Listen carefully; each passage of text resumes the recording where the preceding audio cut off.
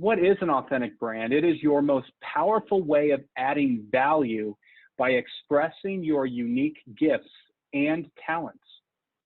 And as we go through this process, we're going to take you through a process to facilitate an activity that will help you more deeply connect with your authentic brand. Why? Because we're going to use it as a tool to help you stay centered during times of transition. And what are we wanting for you to take away? To be inspired to take your brand to the next level and to truly connect with it more deeply than you ever have before. I think this is a really important distinction, right? To truly connect with it more deeply than before. Reality is we all have a brand. The question is it the one that people see, or is it the one that we intend for them to see? The word intention is so critical to that. Now, to get you into the mode and the mood for going into a very, very specific process, we're going to walk you through a process, and I really want to challenge you to get into the right state of mind. What do you want to be known for? How do you want to be seen? Who are you as a leader? And I'm going to take you through a journey. And that journey is for you to really discover and identify what your authentic brand and who your authentic brand is.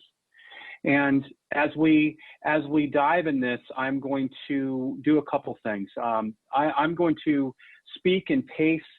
The idea here is for you to get a good understanding of who you are as a brand and who you want to be to define your authentic brand. With that, I'm going to turn to question number one. Question number one, what is one leadership role I most want to hold? Some examples, maybe it's as an executive or an entrepreneur. It could be an author or a coach. Maybe it's as a parent, a program manager, a catalyst, a role model leader. There are so many different elements to this. So question number two, what's one thing to do? What is the one thing I most want to do or accomplish as I work in my desired leadership role? Now, some examples.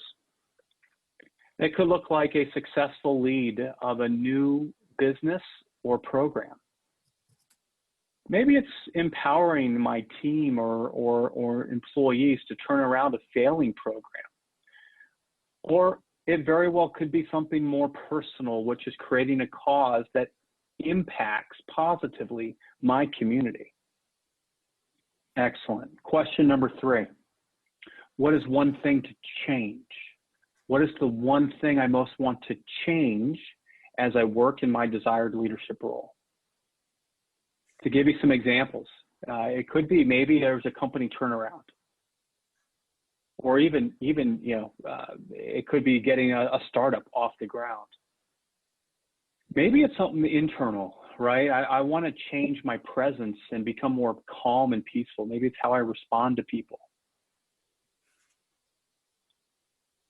There are other things I might want to change around relationships. Maybe I want to foster healthier relationships in my workplace or even in my home life. Now, as we go into question number 4 and question number 5, this is truly about identifying what our greatest gifts are. And questions 4 and 5 are going to come about it from a couple different directions. Question number 4. What is one thing I most wish my parents would have given me growing up? And it's important to note that this is nothing about and nothing against your parents. This question is really one of the ways that we'll get to what our greatest gift is. Again, question number 5 will as well. But oftentimes, what we wish for is often what we most have to give. Here are some examples of that. It could be seen in celebrating my unique gifts. Maybe it's modeling a healthy relationship. Could have been listening to my point of view, right? But question number 5, what is the one thing I know I have as a leadership strength that comes naturally to me? Now that could look like providing a safe environment for everyone to speak their truth and to be authentic themselves. or inspiring people to give their 100% or more, right? It's our ability to bring out the very best in the people around us. Maybe it's even to bring a smile out in people around us, or it's setting a clear vision for people to follow.